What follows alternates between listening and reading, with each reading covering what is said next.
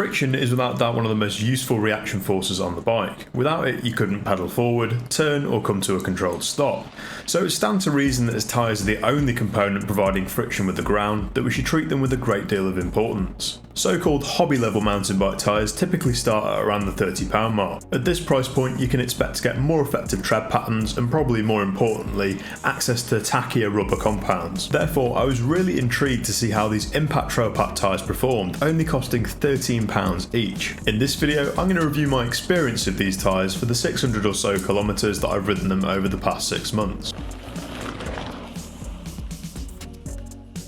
So starting out with some specs, they're 2.25 inches in width and they're available in all wheel sizes. Here I put them on my cheap 26-inch retro bike for the cheap bike challenge that I did a number of months back. The tread pattern on these tyres is quite strange as the outer blocks are very similar in size to the inner block. The inner block's measured at 5mm high out of the box, which is reasonable but certainly not downhill grade by any stretch. The rubber compound for this tyre is quite impressive for the price. It's not quite as tacky as a premium tyre, but also nowhere near as plastic feeling as the typical cheapo tyres at this price point. Impac is actually an off-brand of Schwalbe, so I'm presuming they use a similar if not identical compound, which is very promising for these tyres. So how does this all translate to the riding capability that these tyres provide? It seems like I've ridden these in all the typical terrains and conditions that the UK has to offer. For wet and dry hard-packed mud, gravel and grass, the tyres perform as I would expect a premium 30 to 40 quid equivalent to. They certainly provide enough grip to get control, and you can quite easily and consistently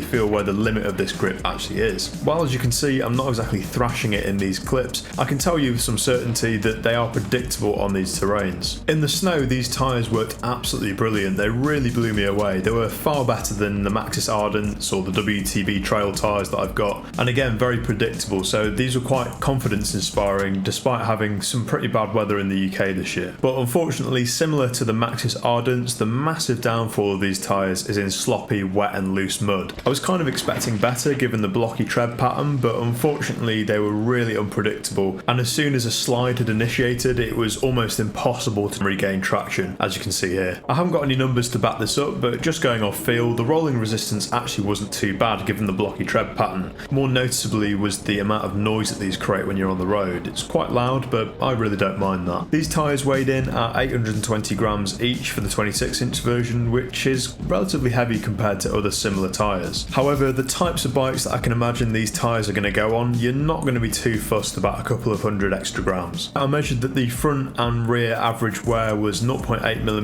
and 1mm respectively. While I can't really compare this to anything, I can estimate the life of these tyres is probably around 2.5 to 3,000 kilometres for the mix of cross-country and commuting that I typically do on these tyres. Bear in mind that I am a 95kg rider, so you might get more mileage than this if you're lighter, but either way this is still a couple of thousand kilometres less than I get out of some of the name brand tyres. Now I haven't actually got any punctures on these tyres yet, which is surprising as the sharp slate rocks that I typically ride have ripped so many of my tyres to shreds. However, I think I have just got lucky here, as there seems to be a lot of people online complaining about the limited puncture protection that these tyres offer. I believe there's just one very thin strip of Kevlar that goes throughout the middle of the tyre. This is quite disappointing given the extra weight of the tyres, but I suppose is a reasonable compromise considering the cost. It will be interesting to see as I use these tyres more if I get an increased amount of punctures as the knobbles wear away. So in conclusion, while these tyres may not have the best puncture protection and weight, the predictability and cost far outweigh these negatives. If you ride in lots of wet mud, just spend the extra money and go for a pair of Magic Marys. But if you're on a tighter budget or ride lots of gravel paths, this tyre is a surprisingly good choice. So I hope this video has been helpful and thank you very much for watching.